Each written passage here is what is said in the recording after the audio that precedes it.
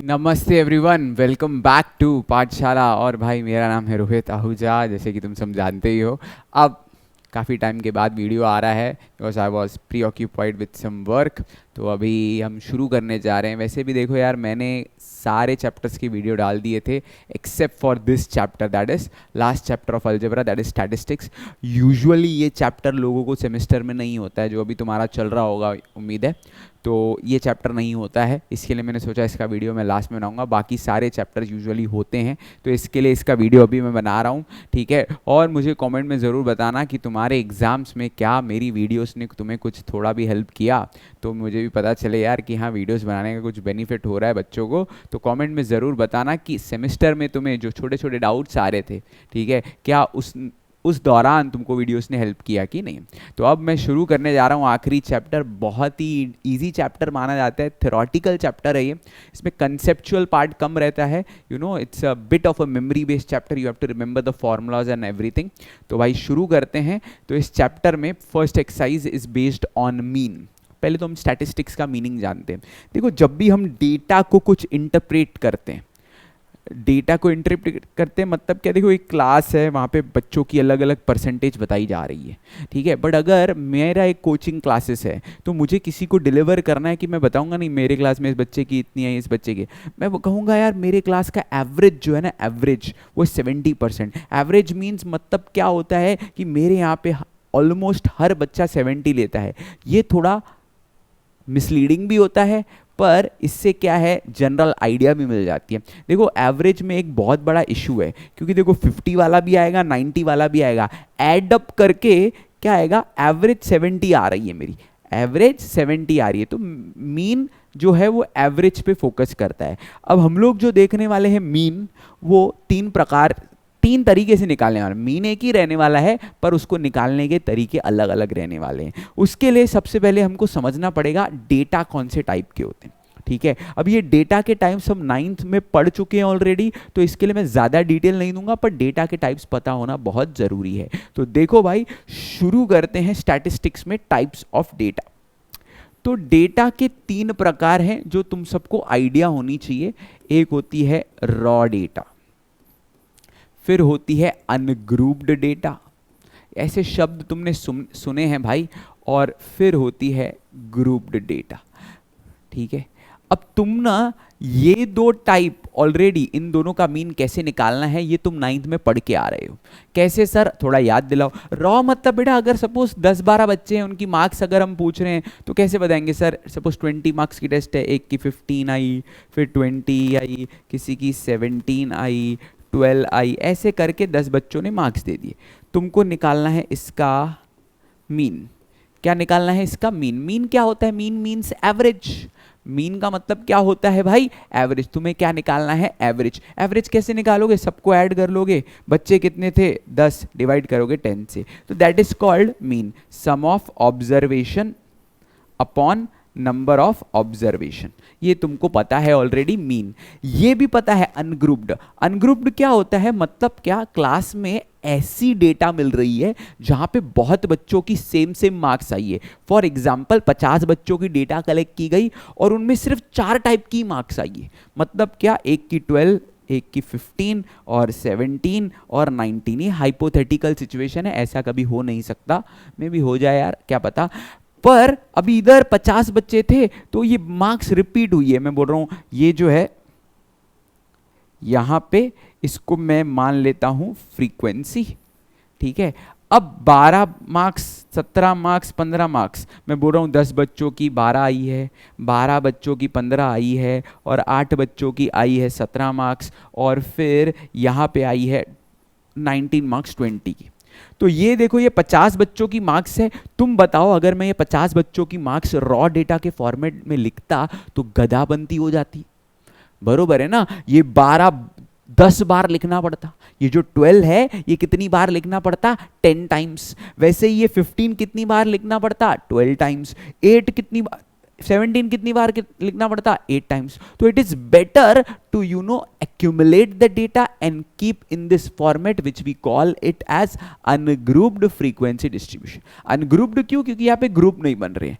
अब रियलिटी में ऐसा नहीं होता है। रियलिटी में लगभग हम लोग ऐसे होते हैं भाई, 20 मार्क की टेस्ट आई, 0 to 5 कितने लोग की आई, 5 to 10 कितने की आई, 10 to 15 कितने की आई, और 15 to 20 कितने की आई, इसकी तुम फ्रीक्वेंसी निकालते हो। और इस तरह के डेटा को हम कहते हैं ग्रुप्ड फ्रीक्वेंसी डिस्ट्रीब्यूशन। क्या कहते हैं?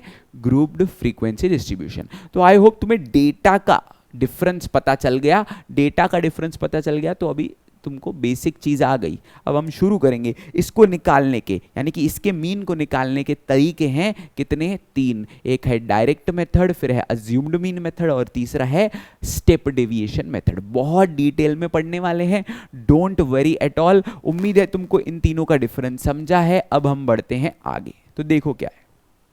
तो डायरेक्ट मेथड क्या होता है? डायरेक्ट मेथड में क्या होगा, तुम्हें कुछ ग्रुप्स है, जैसे कि अभी मैंने बताया 0 to 5, 5 to 10, 10 to 15 और 15 to 20, ऐसा कुछ मिला हुआ।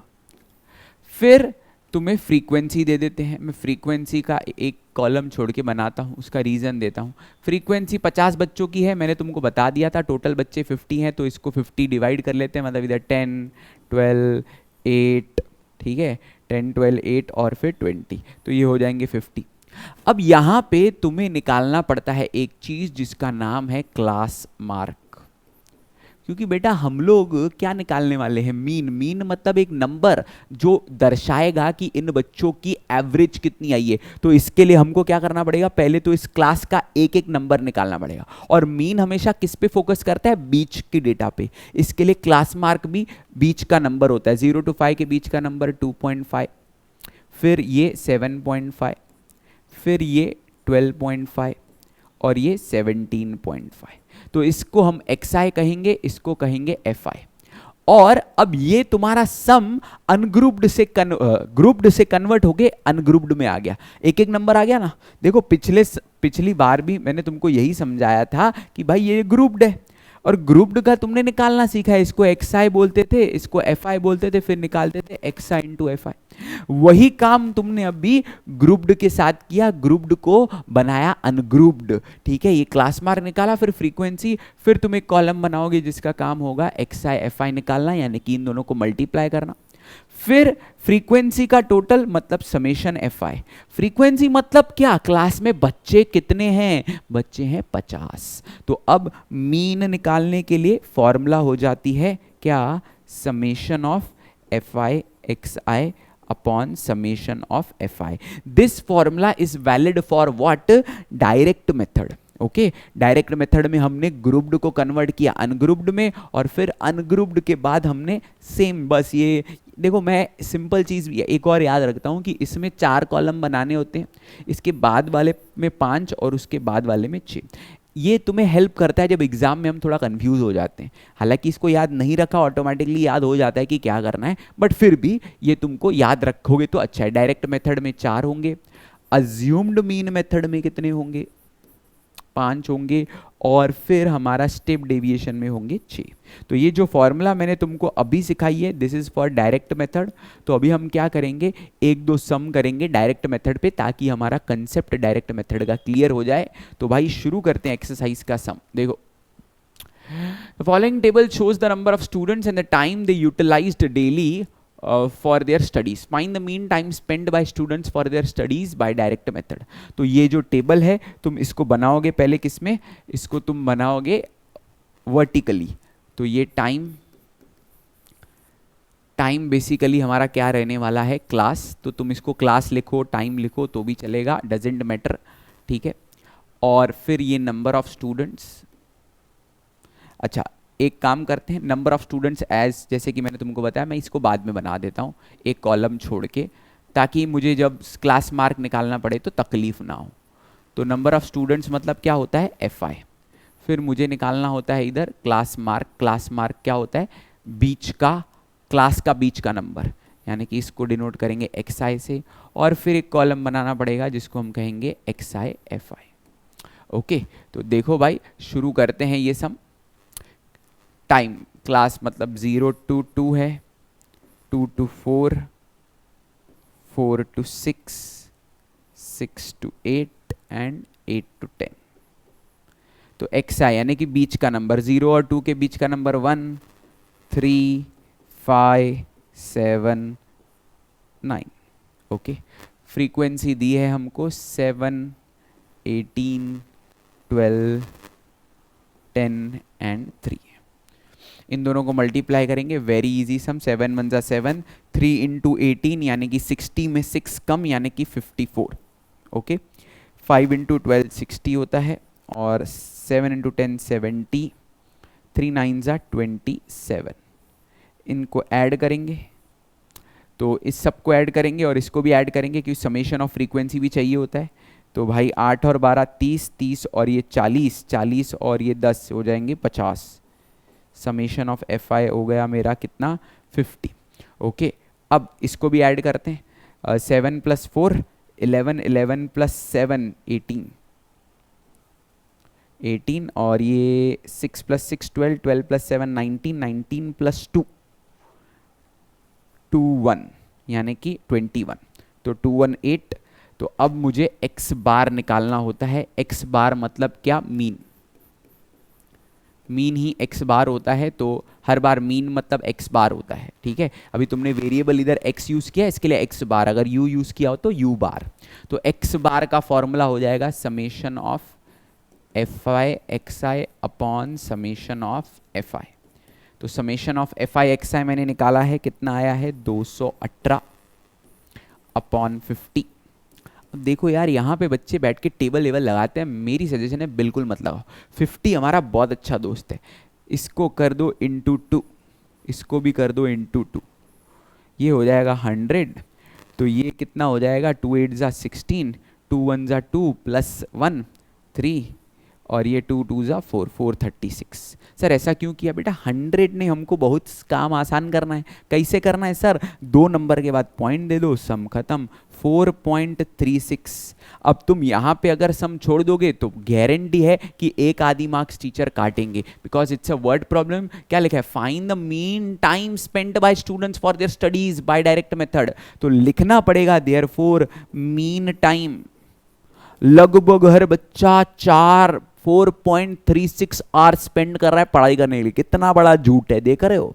आज के टाइम में अगर कोई बच्चा 4.36 टाइम पढ़ाई पे स्पेंड करे ना तो टॉपर बन जाएगा भाई, ईमानदारी वाले। ऐसा नहीं सर हम तो 4.5 घंटा पढ़ते हैं तो भी हमारी मार्क्स नहीं आती है। बेटा देखो, हर किसी की जो कैपेसिटी है, ध्यान है, वो अलग अलग है। कोई 2 घंटे पढ़ के भी टॉप कर लेता है, कोई 5-6 घंटे पढ़ के भी नहीं करता है। सारा खेल ध्यान का है। कोई 2 घंटे जो पढ़ता है वो ध्यान लगा के पढ़ता है, उसकी लाइफ में डिस्ट्रैक्शंस कम होते हैं। सर मैं भी मोबाइल नहीं चलाता हूँ 6 घंटे के दौरान, बट बेटा जो ध्यान है, ध्यान वो मोबाइल का होता है, फिर कुछ विचार आ जाते हैं। देखो इसीलिए कहा जाता है कि मोबाइल कम चलाओ। क्यों? क्योंकि उसके फिर थॉट्स कम आएंगे ना भाई। ठीक है, तो ये थॉट से यही बहुत बड़ा इम्पैक्ट करते हैं, तो इस चीज का ध्यान रखना। Therefore mean time spent by students for their studies, ये पूरा छाप देने का, is 4.36 hours. Okay, so this is how you should be doing this sum. I hope direct method तुम्हें क्लियर है, बहुत ही आसान मेथड, इससे आसान कुछ हो नहीं सकता। और एग्जाम में डायरेक्ट मेथड बहुत बार आता है। बच्चे सोचते सब हार्ड हार्ड ही आते हैं, नहीं इजी भी आता है भाई। ठीक है, और इजी के साथ एक खुशखबरी मैं तुम्हें बताना चाहता हूँ, हालांकि मेरे लिए तो बहुत दुख खबरी है ये, कि भाई महाराष्ट्र गवर्नमेंट ने ना साइंस और मैथ्स की पासिंग मार्क्स को 20 मार्क्स कर दिया है। 35 से 20, मतलब महाराष्ट्र गवर्नमेंट चाहती है हर गधा पास हो जाए। पर बेटा देयर इज अ कैच, अगर तुम 20 लेके आए पास तो हो जाओगे 10 स्टैंडर्ड से, मतलब 35 के नीचे लेके आए और 20 के बीच में, 20 और 35 के बीच में लेके आए, पास तो हो जाओगे। पर तुम मैथ्स और साइंस से रिलेटेड आगे स्टडीज फर्दर परस्यू नहीं कर पाओगे। मतलब अगर तुम 25 लेके आए मैथ्स में तो तुम साइंस स्ट्रीम नहीं ले पाओगे बेटा, क्योंकि उधर भी मैथ्स रहने वाला है ना फिर। ठीक है, तो याद रखना ये बात, भले ही पास तो कर देगी गवर्नमेंट, पर तुम्हें अगर मैथ्स और साइंस लेना है तो वो सब तुम्हारे लिए है ही नहीं। ठीक है, तो ये अभी आज ताज़ा खबर थी तो मैं सुना रहा हूँ। मे बी इसमें कुछ और बदलाव आए तो वो तुम्हें आगे देखना पड़ेगा। मैंने जितना पढ़ा उस हिसाब से मैं तुमको बता रहा हूँ। आगे बढ़ते हैं नेक्स्ट सम की ओर। तो अब देखो मैंने एक सम करवा दिया डायरेक्ट मेथड का। अगर तुम सोच रहे हो कि सर स्पून फिटिंग करके दूसरा भी करवाएं, गलत है बेटा। एक तुम्हें करना है, कमेंट में बताना है कि उसका आंसर क्या आ रहा है। तो दो दो सम है, तो आई थिंक इसके बाद जो सम होता है, सेकंड सम तो नहीं होता है, थर्ड सम होता है जो डायरेक्ट मेथड से होता है, फिर वो तुम खुद से कर लेना और सॉल्व करके कमेंट में मुझे आंसर दे देना। अब मैं सिखाने जा रहा हूं अज्यूम्ड मीन मेथड। अब इसमें मैं कुछ सिखाऊंगा नहीं, मीन अज्यूम्ड मीन मेथड में है क्या, सीखने की जरूरत नहीं है। सीधा एक सम करेंगे, तुम्हारा पूरा कंसेप्ट और डाउट दोनों क्लियर हो जाएगा। सर हम ये मेथड कर क्यों रहे हैं, सर ये मेथड को जगह हम डायरेक्ट मेथड कर सकते हैं, सारे डाउट्स क्लियर हो जाएंगे, सिर्फ देखते रहो भाई। तो देखो भाई, यहाँ पे आप लोग एज यूजुअल हमारी टेबल बना लेते हैं पहले। तो ये टोल है, निकालना मीन ही है बेटा।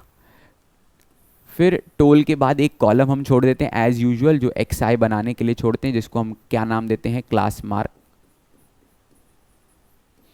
और फिर हमारा एज यूजुअल की तरह जो चलता आ रहा है फ्रीक्वेंसी रहता है। अब इसमें एक जो कॉलम एक्स्ट्रा बनेगा उसका ज्ञान मैं दूंगा, don't worry.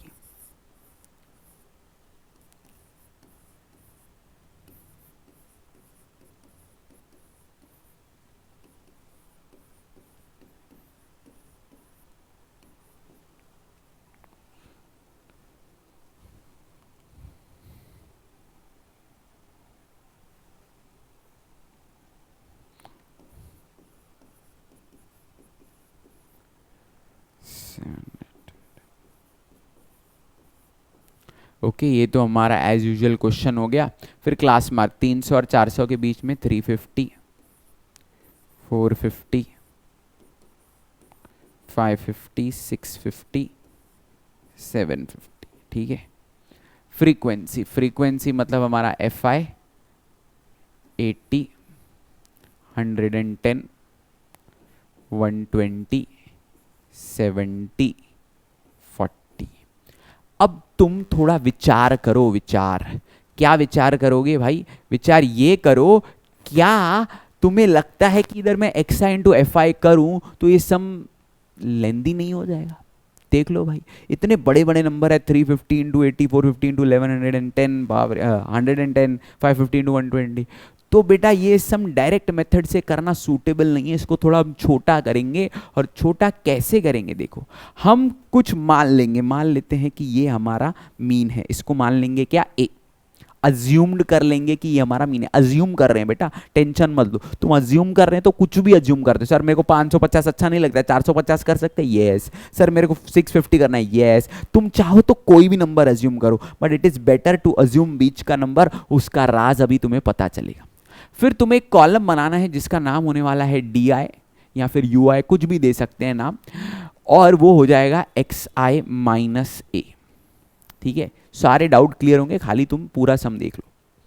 X I minus ए क्या लिया है, 550, 350 में से 550 जाएगा तो बचेगा माइनस 200।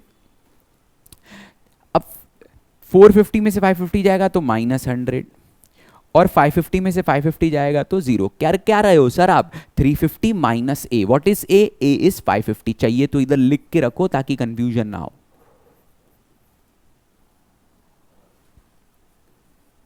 हाँ, अब 650 माइनस 550 100, फिर ये 200। अब तुम्हारे लिए सम चेंज होके एक्स आई से डी आई में आ गया। जैसे तुम एक्स आई एफ आई करते थे, अब तुम एक्स आई एफ आई की जगह एफ आई डी आई करो, ठीक है। तुम करो F I into D I, एक कॉलम बढ़ गया। देखो जैसे कि मैंने कहा था, पहले में 4 थे, अब 5 हो गए। अब इन दोनों को मल्टीप्लाई करो, अब थोड़ा आसान हो गया। देखो नंबर काफी आसान हो गए हैं भाई यहाँ पे। तो 2 8 जा 16, और 0 कितने आ जाएंगे, एक इसका 2 इसके, तो माइनस आएगा क्योंकि माइनस। अब इधर 0 बढ़ा दो बस, 11 000 माइनस में। 0 इंटू 120 0, 70 इंटू 100 7000, और 4 2 जा 8, और कितने 0 3। अब इन सबको ऐड करो, एक इसको ऐड करो, यानी कि तुम निकालो, सॉरी इसको नहीं ऐड करना है, इसको फ्रीक्वेंसी को ऐड करो, समेशन एफ आई। ऐसे समेशन एफ आई तो क्वेश्चन में ही दिया रहता है कभी कभी भाई, इतने व्हीकल्स हैं, कुछ है नहीं दिया है तो हम ऐड कर लेते हैं। तो भाई 80 और 120 200, और 200 और 110 हो जाएगा 310, 310, और ये फिर से 110 हो गया। तो 320 420, ओके। तो इसका टोटल आया है 420। अब इनको ऐड करते हैं। ये देखो ये माइनस में है तो इनका आंसर माइनस में आएगा, इनका आंसर प्लस में आएगा। तो इनका आंसर जो आएगा वो आएगा -27,000 और इसका आंसर क्या आएगा 8 और 7 15,000। 27 में से 15 गए यानी कि बचे 12,000। पर ध्यान देना, बहुत बड़ी मिस्टेक हो जाती है। आंसर आएगा -12,000। क्या आंसर आएगा -12। सर कैसे, देख लो ना बेटा, 11 और 16 27 27, इधर -27 अपने लिए लिखो, एग्जाम में नहीं लिखा दोनों चलेगा। इधर आएगा 15, करना माइनस है बेटा, साइन बड़े नंबर की। 27 में से 15 जाएगा तो बचेगा 12 12 और 12,000 बचेगा, पर साइन देंगे माइनस की।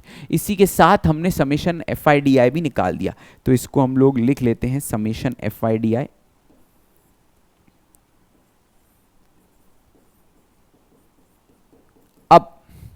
अब हमें निकालना है क्या, देखो अब जब तुम समेशन FI कर रहे थे तो x बार निकाल रहे थे, अब तुम निकालोगे d बार।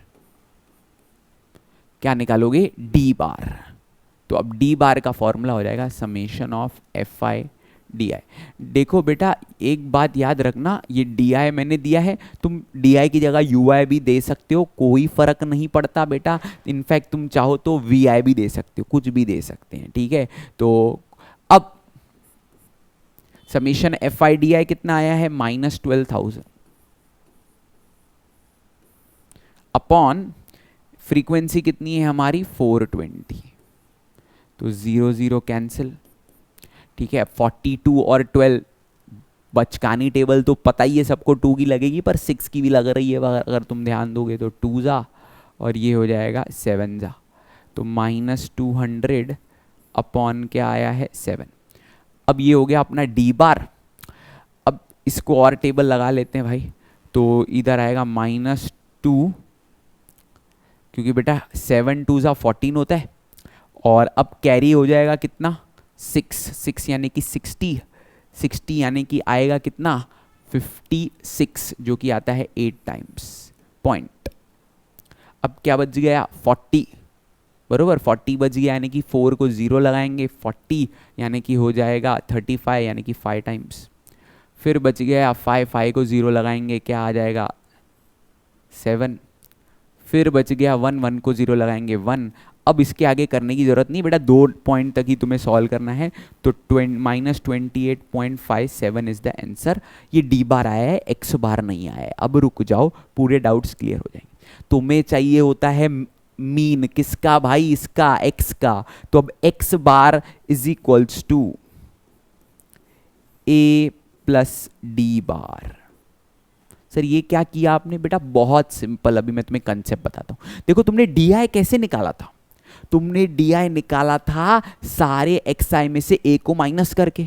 अब तुमने d बार निकाल लिया, तुमने पहले a को माइनस किया, अब तुम सिंपली a को प्लस कर रहे हो। इससे क्या हुआ, बेनिफिट समझो। इससे ये बेनिफिट हुआ कि भाई तुमने सम को छोटा किया, कैलकुलेशन आसान हो गई, और फिर जो a सब्ट्रैक्ट हुआ था फाइनल आंसर में a ऐड हो जाएगा। खत्म कहानी, इतना ही लॉजिक है। a सब्ट्रैक्ट हुआ सारी कैलकुलेशन को आसान बनाने के लिए, और फिर बाद में a को हमने क्या कर दिया, ऐड कर दिया। That's it, very simple. तो भाई अब तुम्हारा फाइनल आंसर देखो क्या आएगा। a कितना है हमारा, a है 550, तो 550 माइनस 28.57, ठीक है। अब इसको तुम सब्ट्रैक्ट करो, ठीक है। अब इसको सब्ट्रैक्ट करोगे तो कितना आंसर आएगा, देखो एक काम करते हैं हम लोग, 550 में से एक अच्छे से ही सब्ट्रैक्ट कर लेते हैं, नहीं तो बच्चों को डाउट आ जाते हैं। देखो कैसे सब्ट्रैक्ट किया जाता है। तो बेटा 4, ये 9, ये 9, ये 10, तो ये हो जाएगा अपना 3, ये हो जाएगा 4, ठीक है। 9 माइनस 8 1, 4 माइनस 2 2, तो आंसर आएगा 521.43। This is your final answer. एक बात का विशेष ध्यान रखें, again it's a word problem, so you have to write in the way. क्या चाहिए था, toll paid by the driver. ये जो x आया ये क्या है, फाइंड द मीन। तो mean of the toll paid by vehicles is rupees कितना 521.43, मतलब mean toll on an average कितना टोल पे किया जा रहा है 521.43। उम्मीद है तुम्हें ये क्लियर है। इसको तुम्हें रुपीस में आंसर लिखना है। ओके, इसको फाइनली कैसे लिखोगे, रुपीस लगा के लिखोगे, ऐसे रुपीस लगा देना और लिख लेना। Okay, I hope it's very much clear. आगे बढ़ते हैं नेक्स्ट सम की ओर। तो भाई नेक्स्ट सम देखते हैं अभी क्या है। ये जो सम है डायरेक्ट मेथड का है, तो इसका आंसर तुम मुझे कमेंट में बताओगे क्या आया। मैं तुमको पहले भी बोला था डायरेक्ट मेथड का सम तुम्हें कमेंट करके मुझे बताना है आंसर क्या आ रहा है। नेक्स्ट सम है देखो, ये भी अज्यूम्ड मीन मेथड से। Again this you have to do by yourself. बेटा देखो मैं तुमको एक एक ही सम करवा रहा हूँ, क्योंकि बेटा स्पून फिटिंग करना मुझे पता नहीं, आता भी नहीं है, नहीं करना चाहिए तुम्हें। तो तुम आंसर कमेंट करो, डाउट आता है तो I can clear your doubt in comment box. Okay, next देखते हैं क्या है। हाँ, अब स्टेप डेविएशन आ रहा है। स्टेप डेविएशन मेथड क्या है वो भी एग्जैक्टली सम के दौरान ही सीख लेते हैं। क्या है, क्योंकि इधर थियरी ज्ञान दूँ, वेस्ट करूँ तुम्हारा टाइम, सीधा सम के दौरान ही तुमको स्टेप डेविएशन सिखा दूंगा। क्या है देखो, ये थोड़ा लेंदी हो जाता है और कुछ नहीं है, पर है ये भी बड़ा दिलचस्प मेथड। ठीक है, देखो पहले की तरह सब सेम होने वाला है। ठीक है, तो वो हम बना लेते हैं भाई। क्या बनाना होता है इसमें, देखो हमारा फंड है,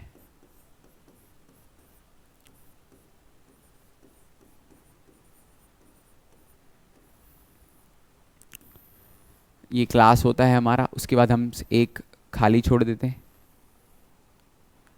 फिर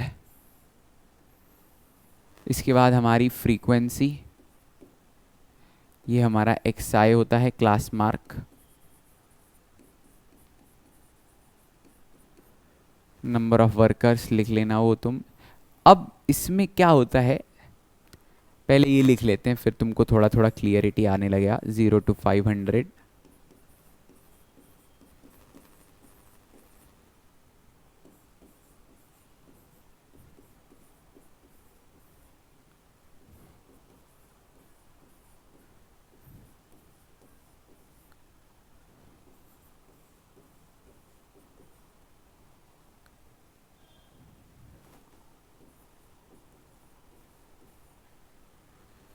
तो 0 to 500 के बीच में ऑब्वियसली क्या आ जाएगा भाई, 250,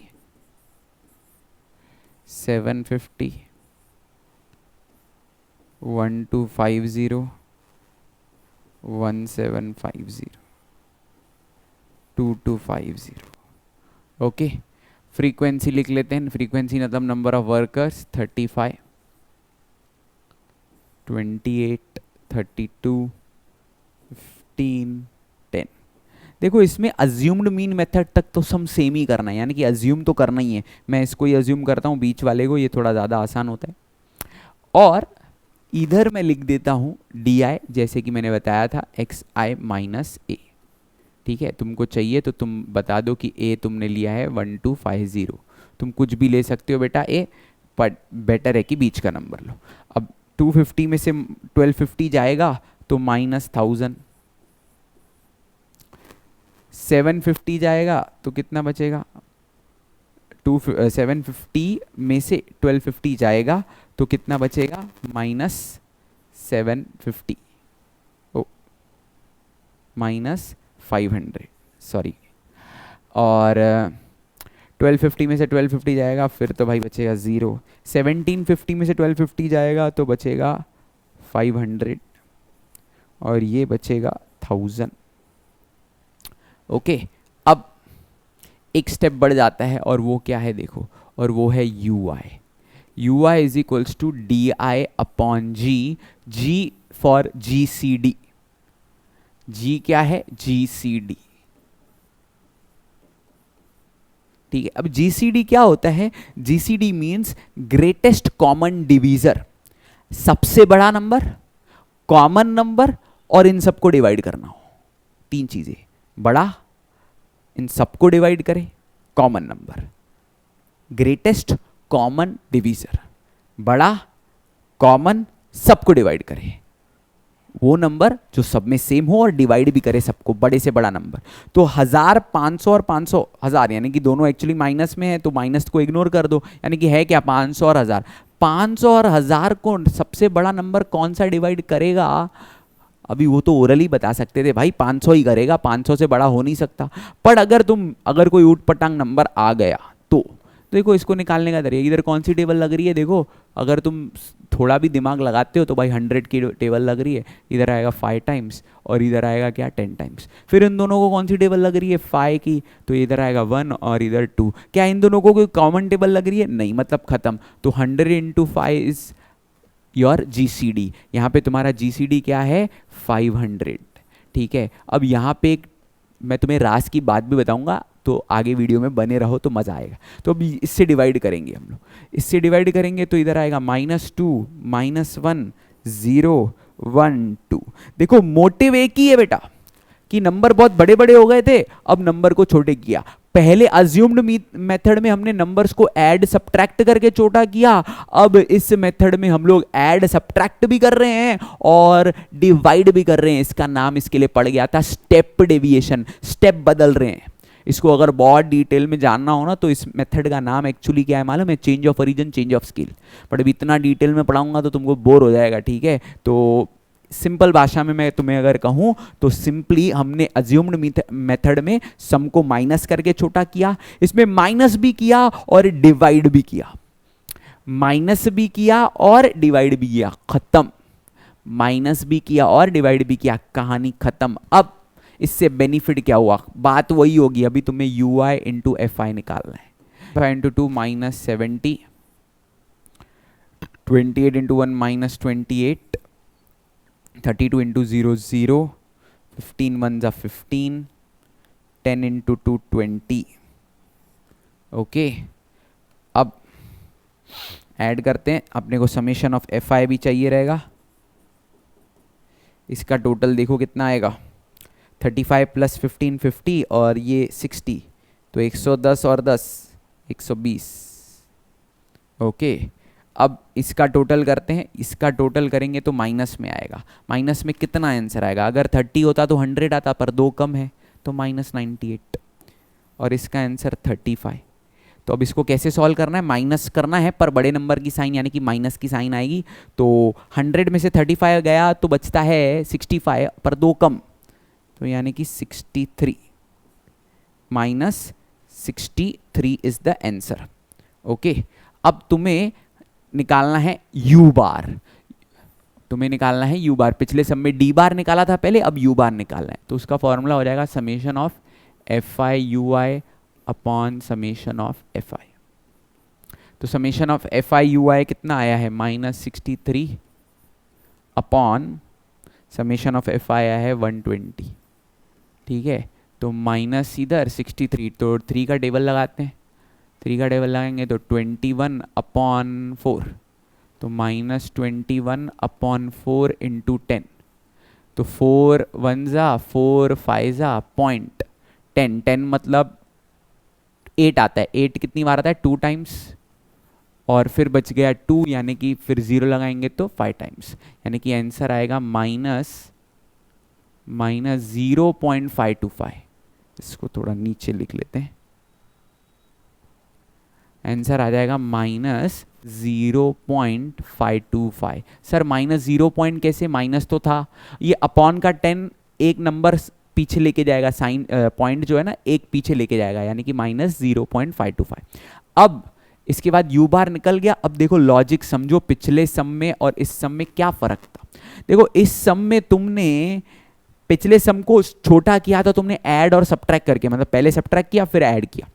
इस सम में तुमने सब्ट्रैक्ट भी किया और डिवाइड भी किया, यानी कि फाइनल आंसर यानी कि जो एक्स बार होने वाला है वो होने वाला है ए प्लस, यानी कि ए ऐड कर रहे हो क्योंकि ए सब्ट्रैक्ट किया था, और तुमने जी से डिवाइड किया, और तुमने जी से डिवाइड किया यानी कि यू बार इंटू जी करोगे बस। ए कितना है 1250, यू कितना आया है, यू बार कितना आया है -0.525 इंटू जी हमारा 500 है। अब मल्टीप्लाई करेंगे, तो इसको मल्टीप्लाई कैसे करेंगे, बच्चों को प्रॉब्लम होती है। 525 इंटू 500 अपॉन 1000, 1000 क्यों बेटा, 3 नंबर के बाद पॉइंट है, पॉइंट हटा, इसके लिए 3 जीरो नीचे। अब और सिंपल आंसर है, अब इधर तुम 500 वन जा 500 टू जा, यानी कि 1250 माइनस, देखो 525 है, 500 का आधा 250 होता है और 25 का आधा 12.5 होता है, मतलब 250 प्लस 12.5 हो जाएगा 262.5। तो यानी कि आंसर 1000 से तो कम आएगा, 1000 से कितना कम आएगा, 12.5 कम, क्योंकि 250 तो चला गया पर 262 पॉइंट जाना है, मतलब 12.5 एक्स्ट्रा है, यानी कि आंसर आएगा 987.5। ठीक है, ये हो गया हमारा x बार, और ये तुम्हें लिखना है फिर फाइनली जैसे तुम लिखते हो, therefore mean of the funds in rupees is कितना, 987.5 रुपीज का सिंबल देना है। वर्ड प्रॉब्लम में वर्ड्स लिख के आने लास्ट में, देयरफॉर मीन ऑफ द, जो भी क्वेश्चन में mean of the funds by step deviation method, ये लिखा नहीं लिखा तो भी चलेगा, पर ये लिखना mean of the funds is rupees 987.5। उम्मीद है तुम्हें स्टेप डेविएशन क्लियर है। अभी मैं तुम्हें कुछ रास की बातें बताता हूं, बच्चों को जीसीडी नहीं समझता है, तो जीसीडी क्या है पता ही नहीं है। अब देखो भाई जीसीडी क्या है मैं तुमको इधर बता देता हूं, उधर जीसीडी मैंने लिखा था पर उसको जगह के लिए रब कर दिया, तो जीसीडी इधर लिख के देता हूं। देखो 500 और 1000 का जीसीडी चाहिए था, जीसीडी मतलब सबसे बड़ा नंबर। पर मैं तुम्हें एक और राज की बात बताता हूं, सपोज तुम्हें जीसीडी नहीं आता है, भाड़ में गया जीसीडी, तुम इधर कोई भी नंबर डाल दो, तुम्हें जो सूटेबल नंबर लगता है, बस फिर इतना याद रखना जो तुमने इधर डिवाइड किया उधर मल्टीप्लाई कर लेना, तो भी आंसर सही आएगा। भाई तुमने भूल से इधर 500 की जगह 1000 कर दिया ना, तो भी आंसर सही आएगा। यस बिलीव मी, आएगा ही आएगा, ठीक है। क्योंकि बेटा क्या हो रहा है, देखो लॉजिक समझो, ये जी डिवाइड हो रहा है, बाद में जाके वही नंबर बाद में मल्टीप्लाई होगा। तुमने अगर इधर गलत नंबर डिवाइड किया, इधर गलत नंबर मल्टीप्लाई करना, दोनों गलती बैलेंस हो जाएगी, ठीक है। लॉजिक क्लियर रखो। हम स्टेप डेविएशन करते क्यों हैं, सम को आसान बनाने के लिए। देखो नंबर सब्ट्रैक्ट करने के बाद भी बड़े बड़े आ रहे थे, पर जैसे ही डिवाइड हुआ तो नंबर छोटे हो गए। पर जीसीडी सीखना है तुम्हें, तो चलो भाई एक सम से तुम्हें सिखा देता हूं। चलो इस सम में मैं पूरा नहीं करके देता हूं, पर जीसीडी सिखा देता हूं कि जीसीडी क्या होगा। तो फटाफट से इसको रफली में बना लेता हूं। तो 1000 से इसको एक काम करते हैं ना, इतना भी क्यों करें, हम लोग इसका क्लास मार लिखते हैं, इसकी फ्रीक्वेंसी लिखते हैं और डी निकालते हैं, और फिर फाइनली यू निकालते हैं। तो एक्स आई मतलब 1000 और 2000 के बीच में क्या आता है भाई, 1500, ठीक है। 2000 और 3000 के बीच में आएगा कितना, 2500, ये आ जाएगा 3500 और ये आ जाएगा 4500, ठीक है। अब इसकी फ्रीक्वेंसी कितनी है, 25, 45, 50, 30। अब डी आई क्या होगा, डी आई है एक्स आई माइनस ए, एक्स आई माइनस ए। तो अब ए क्या है, ए तुम कुछ भी ले लो, मैं इसको ले लेता हूं ए, तुम चाहिए तो इसको भी ले सकते हो, ए कोई प्रॉब्लम नहीं है, ठीक है। तो इसको भी तुम ए ले सकते हो। अब आगे बढ़ते हैं, तो एक्स आई माइनस ए 3500, तो एक्स आई 1500 में से 3500 जाएगा तो माइनस 2000 आएगा भाई, इसमें से जाएगा तो माइनस 1000 आएगा, और इसमें से जाएगा 0, 4500 में से जाएगा तो 1000 आ जाएगा। यहां तक तो तुम्हें आता ही है, इसमें कुछ सिखाने का जरूरत नहीं था। अब मेन खिलाड़ी ये है कि सर डी आई अपॉन जी, यानी कि जी क्या है, जी सी डी। तुम सोचो 1000 और 2000 में ऐसा कौन सा नंबर है जो दोनों की टेबल में आता है, जो दोनों की टेबल में आता है और बड़ा भी है, वो 1000 है। निकालने का तरीका क्या है सर, निकालने का तरीका है कुछ ये, 1000 और 2000, तो 1000 ही आता है ना भाई, डायरेक्टली लिखो 1000, इधर आएगा 1, इधर आएगा 2, तो खत्म, इसके आगे तो कुछ हो नहीं पाएगा। तो अभी तुम्हें जीसीडी समझ गया कि नहीं, ऐसे ही नंबर आते हैं 1000, 2000, 500, 1000, ठीक है। सिंपल सिंपल नंबर आते हैं और कुछ नहीं आता है भाई। क्लियर है जीसीडी क्या है। सपोज सर मैंने गलती कर दी, जीसीडी क्या किया, जीसीडी नहीं किया, तुम इधर जीसीडी लिखो ही मत, तुम एक काम करो लिखो 500। तो भी आंसर सही आएगा, मेरी गारंटी है। एक काम करो, अभी का अभी ये सम करो 500 से डिवाइड करके, और फाइनल आंसर जो तुम फॉर्मूला करोगे x bar is equals to a plus U bar into G. इधर तुमने 500 से किया ना, तो इधर इसको g लिख दो, चलेगा, g इज इक्वल्स टू 500 ऐसा लिख दो, और इधर 500 जो डिवाइड किया इधर मल्टीप्लाई करना, आंसर 100% सही आएगा। अगर विश्वास ना हो तो अभी का अभी मेरे साथ सम तुम सॉल्व करो, मतलब मैं नहीं कर रहा हूं, तुम सॉल्व करो, कमेंट करो, हाँ सर चमक गया आपने को, सब समझिया कि नहीं। स्टेप डेविएशन मेथड भी क्लियर है कि नहीं? देखो ये थोड़े थोड़े डिफिकल्ट है, इसको अगर नहीं समझा तो थोड़ा रिवाइंड करके देखोगे तो और क्लियरिटी आएगी। सारे सम 3 आंसर मैं तुमसे डिमांड कर रहा हूँ, एक डायरेक्ट मेथड का, एक स्टेप डेविएशन का और एक अज्यूम्ड का। तीनों के आंसर तुम कमेंट में लिख रहे हो तो थोड़ा एफर्ट डालोगे तो तुमको भी मजा आएगा, मेरे को भी मजा आएगा। मिलते हैं अगले वीडियो में अगली एक्सरसाइज के साथ। भाई इसी के साथ बहुत टाइम बाद पढ़ा रहा हूँ, तो कुछ गलती हो गई तो बता देना। और एज यूजुअल तुमको हर बार लास्ट में मैं क्या कहता हूँ, ऑलवेज डू ब्लेस मी। मिलते हैं अगले वीडियो में, बाय।